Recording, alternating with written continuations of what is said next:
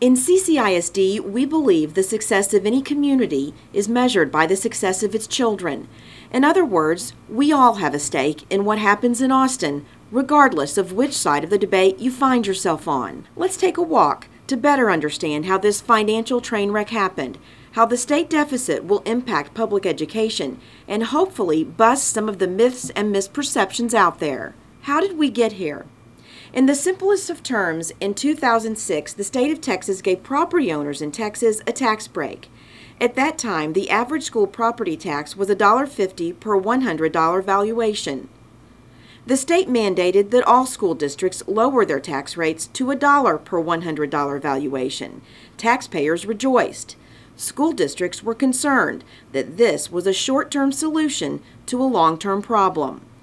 Lawmakers said school districts would be held harmless by this property tax reduction, and the state would make up that 50-cent gap by expanding the business franchise tax. This plan never delivered the intended results. The franchise tax did not generate enough revenue to fill that 50-cent gap. This is why when you hear our lawmakers say they have spent more money on public education over the years, it is to fill this gap that was created by the 2006 property tax break. Now the state has implemented other programs and grants that also increased its contribution to public education. But by and large, the deficit we are facing today in Texas is due to this change in 2006.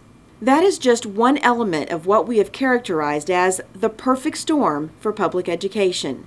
When the state mandated all school taxes to be lowered, it created what is known as target revenue.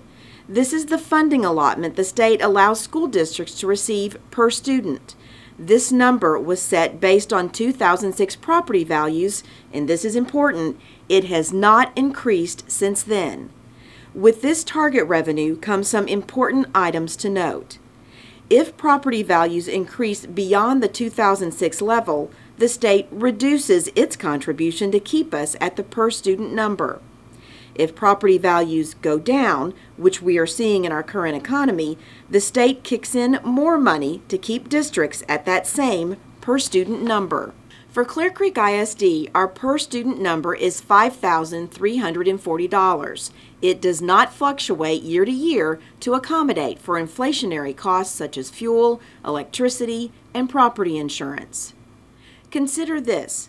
Clear Creek ISD has about $1 billion in assets, and as you can imagine, living on the Gulf Coast, we are subject to significantly higher costs than a similar-sized school district in Montgomery County.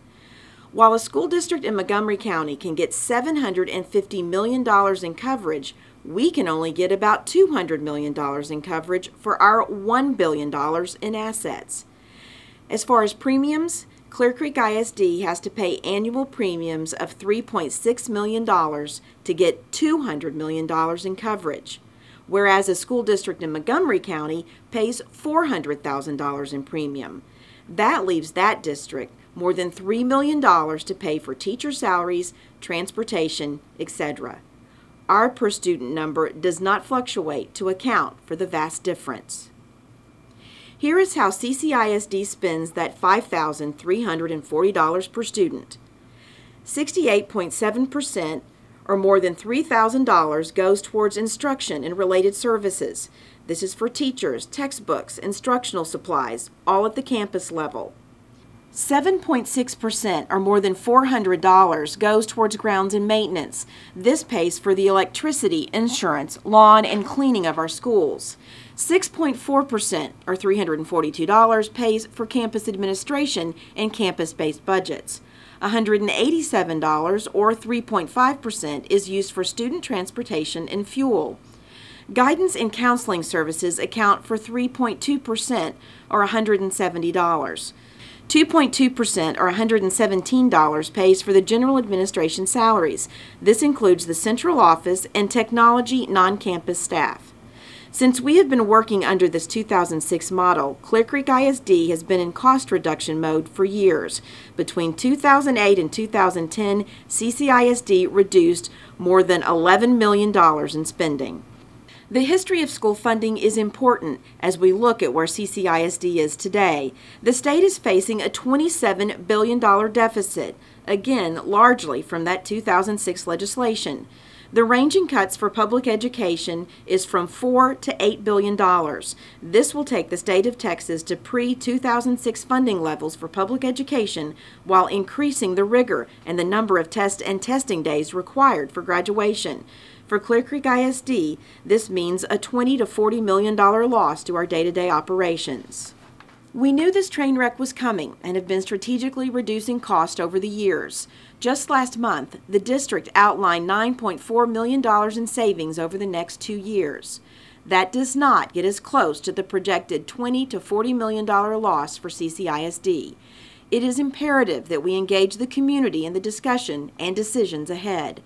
We cannot absorb these reductions without touching the classroom when 86% of our budget is tied to people, and of our 5,000 employees, only 1% work in central administration.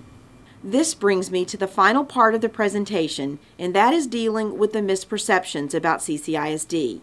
Number one perception: if school districts just eliminate all the administration fat, they would not be in this predicament. Fact: CCISD has one of the lowest administration costs in the state of Texas.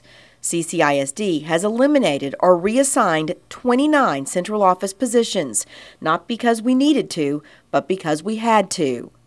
Of the almost 5,000 employees in CCISD, 50 of them are in central administration. CCISD was rated the highest of 5 stars by the state for high student performance and low operating costs. The second perception: school districts spend all this money to build new facilities when they should use that money to pay teachers. Fact: there are 2 pots of money for school districts. One is the maintenance and operations tax rate. This is the bucket we use to pay for salaries, electricity, etc. The other bucket is the interest and sinking tax rate. This is basically our mortgage and what you as voters approved for us to spend on new facilities and improvements. You legally cannot move money between those 2 buckets.